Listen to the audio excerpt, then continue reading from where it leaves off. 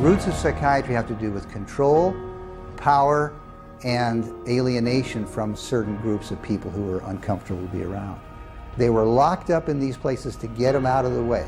The history of psychiatry, I think, really is related to institutions. Bethlehem Royal Hospital in London was one of the world's first psychiatric institutions. Commonly referred to as Bedlam, the hospital was little more than a warehouse for those deemed mad. Inmates were confined to cages, closets, and animal stalls, chained to walls and flogged, while the asylum charged admission for public viewings. In the 18th century, William Batty was the first to promote that his institutions could cure the mentally ill. Batty's madhouses made him one of the richest men in England, though his treatments were every bit as inhumane as those practiced in Bedlam, with not a single patient cured. His financial success triggered a boom in the asylum business and an opportunity for psychiatrists to cash in on this new growth industry. This was an era where, on both sides of the Atlantic, specialized institutions for the mentally ill are beginning to be built in large numbers. Those institutions date back certainly to the beginning of the 18th century, and in a few cases even earlier than that. But the explosive growth of an asylum sector, of asylumdom, as some historians have called it, is very much a 19th century phenomenon. It's that period when the state is persuaded to invest tax dollars in building these places. But while those who ran the institutions were getting rich, psychiatrists yet lacked the credibility to maximize their cash flow. In order to justify their profession, they needed to come up with these biological solutions, or they didn't have any profession. The only way for them to solve that was to attempt to start believing that these people that were suffering from emotional disorders was from a biological basis. Whatever was done to make this person more manageable would be simply called a treatment. And the sad reality is that many of these so-called treatments were, in essence, torture. The near-drowning devices that were developed in this period, for example, must have been appallingly frightening. For example, one device involved putting the patient into a coffin, closing the lid, and dumping it into a bath of water, and then opening it up and trying to revive the patient. There were a range of these things, and the mortality rate was very, very high. Psychiatrists next sought to give their practices credence by cloaking them in the language of medicine. Thus, each reckless experimental approach they tried was instead referred to as a medical model. Somebody who's really hyper and manic, if you're wrapped up in a cold sheet and dunked into some water, you're going to quit acting manic because that's a punishing treatment. But as soon as the symptoms started to go away, they started to believe that somehow by wrapping them up and dunking them in cold water, it was draining the toxics out of their body. So they built the medical model around that. Pushing the biological theory of mental illness a step further, an American, Benjamin Rush, put forth the idea that insanity was caused by too much blood in the head. The cure?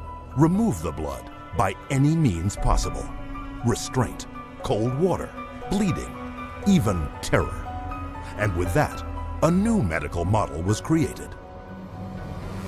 Benjamin Rush was probably the most famous American physician of the Revolutionary era. Rush was known as the master bleeder. He bled his patients for madness. He also invented something called the tranquilizer. It's a chair that looks a little bit like an electric chair. The patient was confined in this apparatus, sometimes with cold water applied to his or her head, for some hours at a time, and Rush announces in a letter that he's invented this new contraption and dubbed it the tranquilizer. Rush's often lethal procedures were detailed in his 1812 textbook, which remained psychiatry's authoritative source for the next 70 years. He was so revered that in 1965, Rush was enshrined as the father of American psychiatry on the seal of the American Psychiatric Association. As the 1800s wore on, psychiatry's mounting failures at curing madness threatened their financial bottom line, forcing them to invent new medical models. The cures promised when it was delivered. So by the 1860s and 70s, a growing mood of pessimism was covering Europe and North America, that effectively the new institutions were ever growing in size, but not growing in their effectiveness. The 20th century brought more medical models. American psychiatrist Henry Cotton mutilated his patients by removing their body parts, declaring this a breakthrough in the treatment of mental illness. The earliest target was the teeth and then the tonsils and the sinuses. But when patients didn't get better, the enthusiasts for this treatment then started to move down the body and to say, well, obviously patients have swallowed bacteria in their saliva, so stomachs need to go, spleens need to go, colons need to go.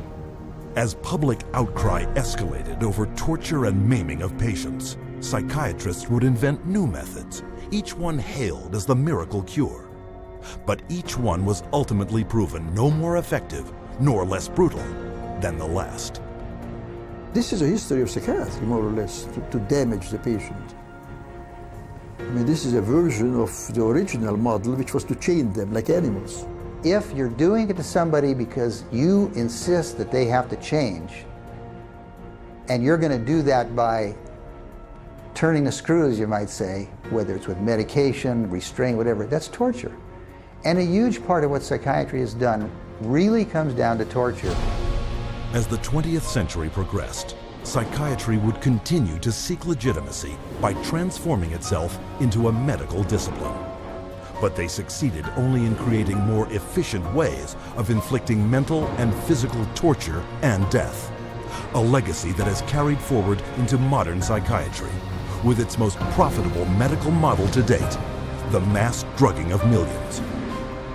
But to do this, psychiatrists first had to shatter one of mankind's most cherished beliefs, decreeing that people were not what they thought they were.